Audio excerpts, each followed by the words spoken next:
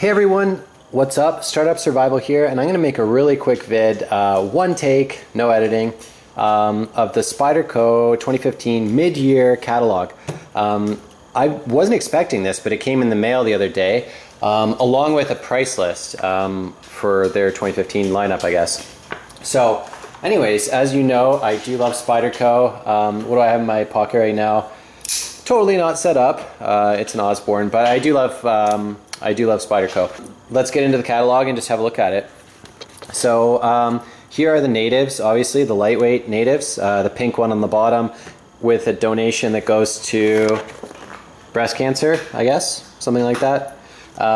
Anyways, I've never owned a native before. I've thought about it briefly. The blade grind on the old ones scared me off, but now they've switched to the FFG. I think they may have also changed the blade steel. I'm not 100% sure on that, but I think it might have been S30V before. Anyways, in a plain edge, maybe. The G10 one is pretty nice, but that one isn't covered here. That is not a Sprint, I don't think. I think that's just like a normal knife that they make. I might be wrong on that, but anyways, prices. I don't know if they have prices. It's only 2.5 ounces. That is very light, isn't it? Good blade steel. Hey, I think if you like the design of the native, why not, right? It looks nice. Next, what else do we have? More natives. Good. So this one is like a tactical version. It's got a combo edge there. What's the blade steel? Same thing, S35 VN. It's gonna be a really nice knife. It reminds me of like the lightweight Manix or something like that, or obviously it's similar to like an Endura. I think it's somewhere in between the size of an Endura and a Delica. But yeah, never owned one. 2.5 ounces. Depending on the price on that, that might be worth doing. I've noticed that this year Spyderco is doing a lot more tactical knives, black on black. Here is the lightweight Manix in CTS BD1 blade steel, 3 ounces. I've owned two Manixes before. One was the old Saber Ground S30V one with the G10 handles. It had a sticky lock, and I didn't really dig how heavy it was, so I ended up selling that. Then I bought the lightweight version, and I had a problem with the blade steel. I couldn't keep it sharp, and I don't know if it was me, something I was doing wrong with it, or if it was the steel itself, but I sold that too. Anyways, I'm not going to buy a third Manix. Maybe third time would be the charm, but I'm not going to buy that. I think that would be a cool knife to own though. This one is the how do you say that? Positron. It's kind of a crazy name. This is another Brad Southard knife.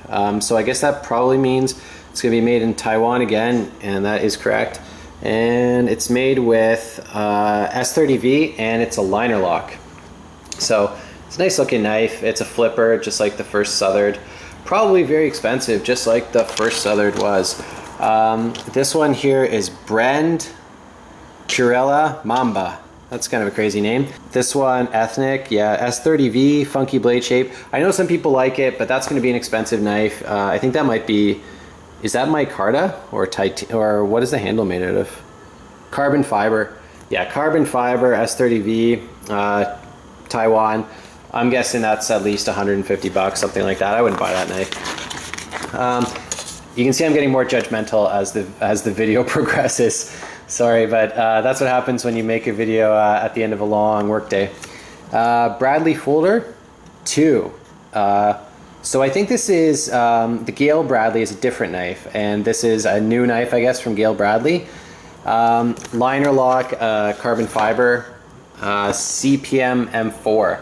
I've heard a lot of people talk about that steel. I've never used it personally, but it's definitely a super steel. That's going to be a very expensive knife. Taiwan, 4.4 ounces. Liner lock, no thanks. I honestly, at this point in my knife using journey, I don't see the point in buying knives like this anymore. They certainly don't cut any better than a knife at a lesser price point. I think these mainly appeal to collectors, people who just really like Spyderco and they want to own a whole bunch of different really nice knives. But most of the time those knives are going to be flicked open and closed in front of a computer monitor, right? I'm trying to get away from that and get more into adventuring if possible. The Myrtle. So is that titanium? Yep, that is titanium. And it says marble carbon fiber with titanium bolster.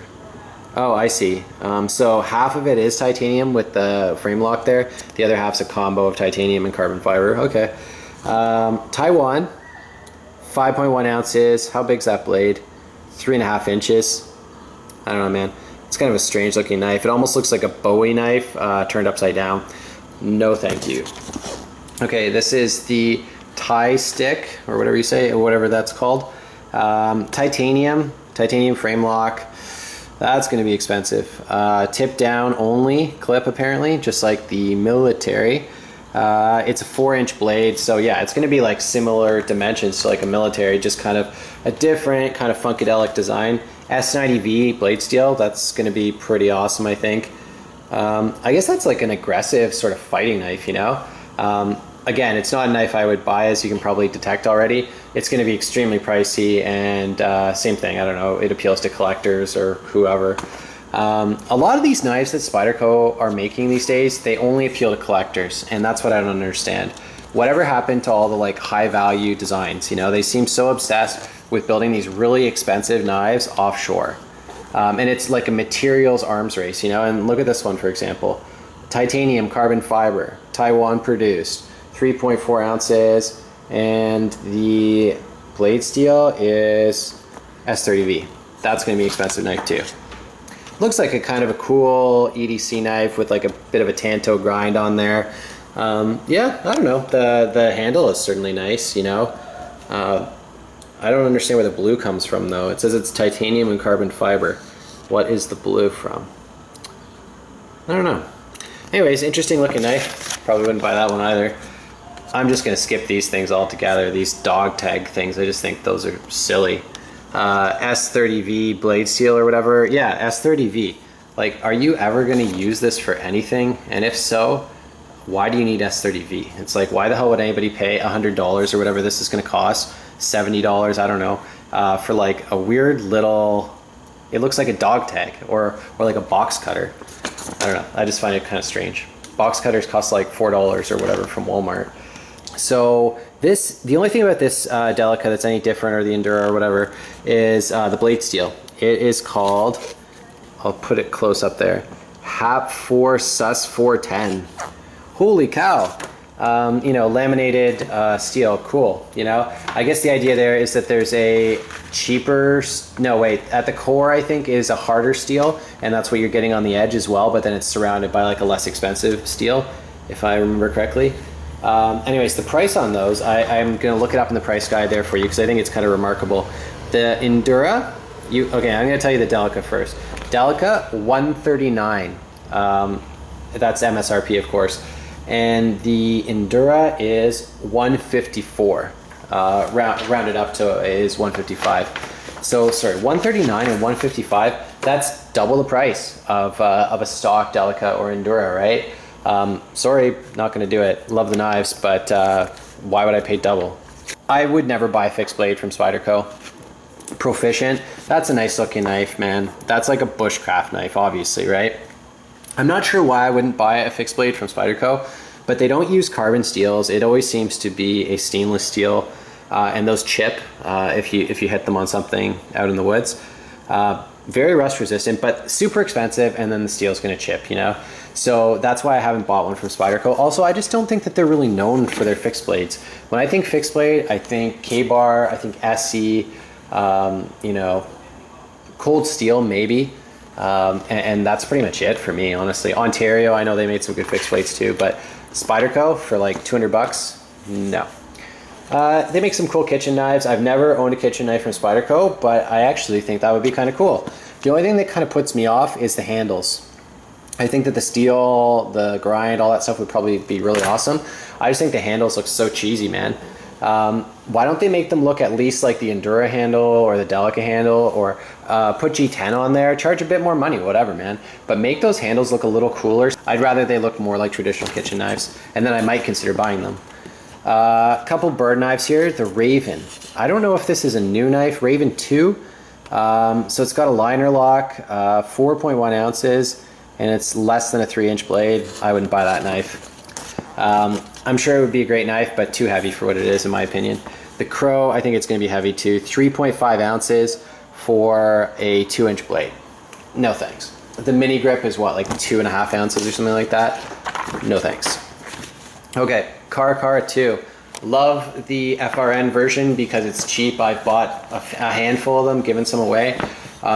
Titanium, and guess what the blade steel is? You guys will already know this. 8 CR13 MOV. Okay, kind of a cool looking knife. I'll give you that. Everybody loves titanium, or a lot of people do anyways. That's a high-end offshore knife, man. Titanium and anything, people are gonna like that. FFG blade, sick. I don't like the blade steel married with titanium. 8 CR13 MOV is not a good blade steel, man. Put VG10 on that and the titanium handle, and it's like, that would be a really amazing knife actually. But I just think it's a waste to put such a premium handle material with such a cheap steel.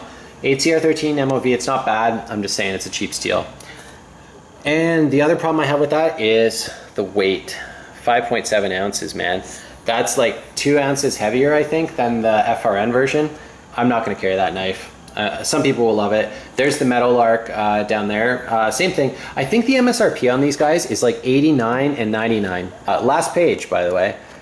More bird stuff. Robin, Meadowlark, and Caracara. First of all, they're all combo edges. Oh wait, no, the Robin isn't, but the Meadowlark and the Caracara are. Don't like combo edges. I think the black on black is kind of cool. It's aluminum handle, so the weights are going to be the same pretty much as what I just quoted for the titanium ones. It doesn't seem to save any weight, that super lightweight titanium that everybody loves. It's the exact same weight as stainless steel in this case, or pretty damn close to it anyways. Anyways, don't like the combo edge, don't like the heaviness. Otherwise, I think it's an attractive looking knife for sure. Out of the whole thing, honestly, I've kind of talked myself a little bit into looking at the native. I think that would be a cool knife. Beyond that, this Manix is pretty cool. That's a win for sure. I just don't want to buy another Manix after the experiences I've already had. I wouldn't buy any of that stuff, none of that. Love the Delica Endura, but I'm not going to pay double for that weird blade steel or whatever. Fixed blades, too expensive. And there's other ones I would rather own. Kitchen knives, cool, but weird handles, I would change that. Too heavy, liner lock, nah.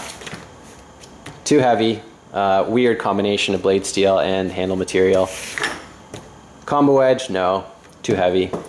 Same thing, well, no, that's, that one's not bad actually on the bottom. How heavy is that? 3 ounces for a Robin. Keep in mind I think it's around the same size as a Dragonfly. It might be a little bigger. Anyways, that is the Spyderco 2015 mid-year update in a nutshell. Thank you for watching.